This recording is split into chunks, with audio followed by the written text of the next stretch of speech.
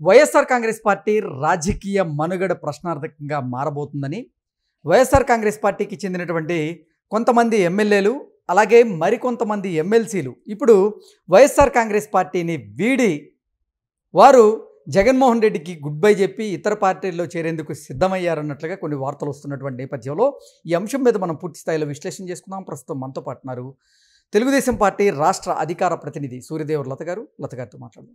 లత గారు నమస్తే అండి. నమస్తే.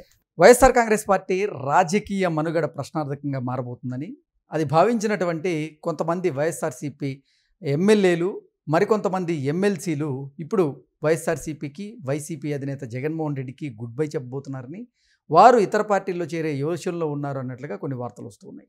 దీన్ని ఎలా చూడాలి? జగన్మోహన్ రెడ్డి గారు గత కొద్ది రోజులుగా అసలు మనం చూస్తూనే ఉన్నాం. ఆయన ఏం మాట్లాడుతున్నాడు, ఎలాంటి స్టేట్మెంట్ ఇస్తున్నాడు, ఏం చెప్తున్నాడు అనేది కూడా ఆయన అర్థమవుతుందో లేదో, ఏం మాట్లాడుతున్నాడో కూడా తెలియట్లేదు. ఆయన ఇంకా ఇప్పుడు కొత్తగా ఇంకొకటి కూడా ముందుకు తీసుకొచ్చాడు.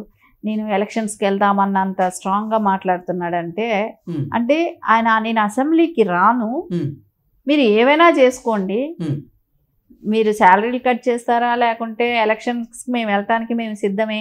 ఇప్పుడు ఎమ్మెల్యేలు రానందుకు ఎమ్మెల్యేల వరకు అంటారు, ఎంపీలతో పని ఏంటి? మీరు ఒకటి లాజిక్ ఇక్కడ చూసారా? ఎమ్మెల్యేలు అటెండ్ వాళ్ళు ఎంపీలు వెళ్తున్నారు కదా, సో వాళ్ళు అక్కడ అటెండ్ అవుతున్నారు కదా, సో వాళ్ళు ఎందుకు రాజీనామా చేయమంటున్నారు? అంటే ఆ రాష్ట్రము ఇప్పటికే ఎలక్షన్లకు పెట్టుకునే స్థాయిలో అంత ఖర్చులు పెట్టే అంత ఇదిలో కష్టం. ఎందుకంటే ఇప్పుడిప్పుడే అది డెవలప్ చెందుతున్న రాష్ట్రం. గత 5 ఏళ్ళు పార్టీలు ఖర్చు పెడుతుంది, ప్రభుత్వం మీద కూడా ఎంతో అంత అధికారులే కానివ్వండి, ఇవన్నీ ఎంతో అంత ఒత్తిడి అనేది అయితే ఉంటది.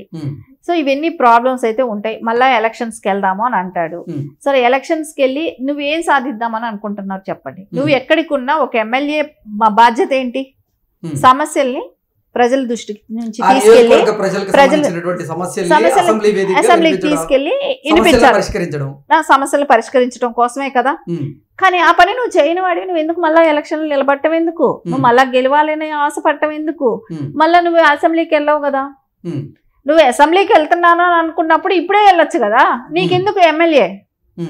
దేనికోసం నీకు ఎమ్మెల్యే అవసరం చెప్పండి. ఇప్పుడు మరి నువ్వు వెళ్ళావా అసెంబ్లీకి వెళ్తే నీకు టైం ఇవ్వలేదని అనటానికి? నువ్వు ఎక్కడైనా కూర్చున్నావా? కరెక్ట్గా 11 నిమిషాలు కూడా కూర్చోలేకపోతున్నారు కదా. 11 నిమిషాలు కూడా ఎందుకు కూర్చోలేకపోతున్నారు? వచ్చామా చిన్నపిల్లలాగా అటెండెన్స్ వేసుకున్నారా, వెళ్ళిపోయారు. అది గతం సెక్షన్స్కి వచ్చారు, ఇప్పుడు అది కూడా లేదు. సో ఎందుకు మీరు భయపడుతున్నారు? అంటే ఇక్కడ చూస్తే ఇప్పుడు ఎమ్మెల్సీలు ఎలాగో 3 వెళ్ళిపోయారు పార్టీని వదిలి. ఇంకా జరిగింది. సరే ఇప్పుడు మళ్ళీ అక్కడ ఇప్పుడు ఎమ్మెల్సీలు కొరత. ఇప్పుడు మళ్ళీ ఈయన ఇక్కడ ఎమ్మెల్యేలు ఎలక్షన్స్ పెడదాం అంటాడు, మనం ఎమ్మెల్యేలు ఎలక్షన్స్కి వెళ్దామంటారు. దానిలో ఎంతమంది వస్తారో ఒకసారి ఆలోచించుకోమని. ఉన్న 11 మందిలో ఎంతమంది ఒప్పుకుంటారు? అంటే ఇప్పుడు మన మీద వాళ్ళందరూ ఒప్పుకున్నారా? ఆంధ్రప్రదేశ్ అసెంబ్లీ మన మీద గనక చర్యలు తీసుకుంటే ఖచ్చితంగా మనం రాజీనామాలు దిశగా అడుగులు వేద్దాం అని జగన్మోహన్ రెడ్డి వైఎస్ఆర్ కాంగ్రెస్ పార్టీ సర్వసభ్య సమావేశంలో చెప్పినటువంటి నేపథ్యంలోనే అది జీర్ణించుకోలేక కొంతమంది ఎమ్మెల్యేలు ఇప్పుడు వైకాపాకి అలాగే వైకాపా అధినేత జగన్మోహన్ రెడ్డికి గుడ్ బై చెప్పబోతున్నారా? ఇప్పుడు ఎవరికైనా సరే ఎలా అనిపిస్తుంది, ప్రజల దగ్గరికి వెళ్ళి అడుగుతారు. ఒక ఎమ్మెల్యే అనుకున్నాం, ఒక ఎమ్మెల్యే వెళ్ళి ప్రజల దగ్గరికి వెళ్తాడు, ఇక్కడ రిజైన్ చేస్తాడు, మళ్ళీ ఎలక్షన్కి వెళ్తాడు. వెళ్ళినప్పుడు ఏం సమాధానం చెప్తారు చెప్పండి? ఓటేమని అడుగుతారు. ఓటేస్తే ఏం చేస్తావు? నువ్వేమైనా అసెంబ్లీకి వెళ్తావా? అసెంబ్లీకి వెళ్ళినప్పుడు నీకు ఓటు ఎందుకని అంటారు కదా. నువ్వు అసెంబ్లీ వెళ్ళి మా బాధలు ఏదైనా చెప్పి నువ్వు నిధులు ఏమైనా తీసుకురాగలుగుతావా? ఏం చేయలేవు కదా. సో నీకెందుకు ఓటేయాలని ప్రజలు అడగరా? ఖచ్చితంగా ఇది క్వశ్చన్ చేస్తారు. అసెంబ్లీకి వెళ్ళినాడికి నీకు ఓటేసి ప్రయోజనం ఏంటి? సో 11 మంది ఎంతమంది ధైర్యంగా ఈరోజు మళ్ళీ ఎలక్షన్స్కి వెళ్తారు చెప్పండి? ఉన్న 11 మందిలో ఒక జగన్మోహన్ రెడ్డి గారు ఒక్కళ్ళే ఇచ్చారు, వెళ్దామని అంటున్నారు. మిగతా వాళ్ళు ఒప్పుకుంటారా? సరే ఎంపీలు 4 రిజైన్ చేయడానికి వాళ్ళు ఒప్పుకున్నారా? వాళ్ళు మళ్ళా వెళ్తారా? సో దీని అన్నిటి మూలాన ఎంపీలకి ఇక్కడ ఎమ్మెల్యేలకి ఎక్కడైనా లింక్ ఉందా? ఎంపీలు వెళ్తున్నారు, ఎమ్మెల్యేలు వెళ్ళట్లేదు. సో వాళ్ళు కూడా రాజీనామా చేయమని ఒత్తిడి చేయటం ఏంటి? ఇది ఎక్కడ ఇది చెప్పండి? అంటే ఈయన ఒకవేళ అవినాష్ రెడ్డిని ఏమైనా పక్కకు తెప్పించేసి ఈయన ఎమ్మెల్యే ఎంపీ కావాలనుకుంటున్నాడా? ఓకే, అలాంటి స్కెచ్ ఏదైనా వేసాడా? ఆ వార్తలు కూడా వస్తున్నాయి. అంటే ఒకవేళ కనుక పులివెందుల ఎమ్మెల్యేగా జగన్మోహన్ రెడ్డి కనుక రాజీనామా చేస్తే వచ్చేటువంటి ఉప ఎన్నికలు ఏవైతే ఉంటాయో, అంటే వైఎస్ఆర్ కాంగ్రెస్ పార్టీలో ఉన్నటువంటి ఎమ్మెల్యేలతో ఎంపీలతో ఆయన రాజీనామా చేయించబోతున్నారని, రాబోయేటువంటి ఉప ఎన్నికల్లో ఆయన కడప పార్లమెంట్ స్థానం నుంచి పోటీ చేయబోతున్నారు అనేటువంటి ప్రచారం కూడా జరుగుతుంది. ఇంకోటి, భారతీ రెడ్డి గారిని ఏమైనా పులివెందులకి ఎమ్మెల్యే చేద్దాం అనుకుంటున్నాడా? ఓకే, మరి అవినాష్ రెడ్డి ఇప్పుడు సొంత చెల్లిలే కూరలో కరివేపాకు అయినప్పుడు తల్లి చెల్లి, అవినాష్ రెడ్డి ఏంటి? ఓకే, ఆయన అంతే కదా.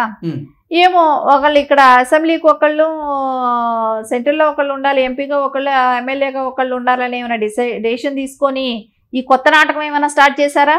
దీనిలో ఎంతమంది ఎమ్మెల్యేలు బలి చేయాలనుకుంటున్నారు? అంతే కదా. ఇప్పుడు కొత్తగా మళ్ళీ ఎలక్షన్స్కి వెళ్ళినప్పుడు దీనిలో 4 ఎంపీల్లో ఎంతమంది గెలుస్తారో తెలియదు, ఎమ్మెల్యే ఉన్న 11 మందిలో ఎంతమంది గెలుస్తారో తెలియదు. ఈయన కొత్త వాళ్ళకి దానిలో మళ్ళీ అవకాశం ఇవ్వచ్చు, అంతే కదా. ఇప్పుడు రాజీనామా చేసినాక మళ్ళీ కొత్త వాళ్ళని మారుస్తాడు. సో పాత వాళ్ళు ఉంటారని నమ్మకం ఏంటి? ఇప్పుడు మీరు నిలబడిన చోట మీకే ఇస్తానని చెప్పాడు అనుకోండి, రిజైన్ చేసినాక సొంత చెల్లి తల్లినే పక్కన పెట్టాడు, బాబాయ్ హత్య కేసు ఇంతవరకు తేలలేదు. ఇన్ని జరిగినప్పుడు ఆయన మీద ఎంతవరకు బిలీవ్ అవుతారు? ఎంతమందికి నమ్మకం ఉంటుంది? సో ఖచ్చితంగా దీనిలో ఏదో ఆలోచించాల్సిన విషయమే. జగన్మోహన్ రెడ్డి గారు అలా సడన్ రాజీనామా చేసేసి ఇచ్చేస్తానని అంటే, భారతీరెడ్డి గారు రేపు పొద్దున జగన్మోహన్ రెడ్డి గారు జైలుకి వెళ్తే పార్టీ బాధ్యతలు చూసుకోవటానికి భారతీరెడ్డి గారికి ఎలాంటి హోదా లేదు. కాబట్టి ఒకవేళ భారతీరెడ్డి గారిని కూడా ఎలక్షన్స్ లో, అంటే ఇప్పుడు రేపు ఎమ్మెల్యేగా అయినా సరే ఎంపీగా అయినా పార్టిసిపేట్ చేయించి, సో ఆవిడ్ని కూడా ఇన్వాల్వ్ చేద్దామనే ఆలోచనలో ఉన్నారా? సో ఇదంతా ఒక పక్క ప్రణాళికతో జరుగుతుందేమో. సో దాని గురించి ఆలోచనలో పెట్టుకొని ఇలాంటి మాటలు మాట్లాడుతున్నట్టే కనపడుతుంది ఇక్కడ. ఇంతకీ వైఎస్ఆర్సీపీకి గుడ్ బై చెప్పబోతున్నటువంటి ఆ ఎమ్మెల్యేలు కానీ ఆ ఎమ్మెల్సీలు కానీ ఎవరు అంటే ఏం చెప్తారు? ఇప్పుడు నాకు తెలిసి రాజీనామా చేసేదే కష్టం, జగన్మోహన్ రెడ్డి గారి మాట వినడమే కష్టం. ఇప్పుడు 10 మంది ఎమ్మెల్యేలు, అంటే జగన్మోహన్ రెడ్డి గారు ఒకరు 11 కాబట్టి 10 మందిలో ఉన్న వాళ్ళు ఆయన మాట వినటం కష్టం.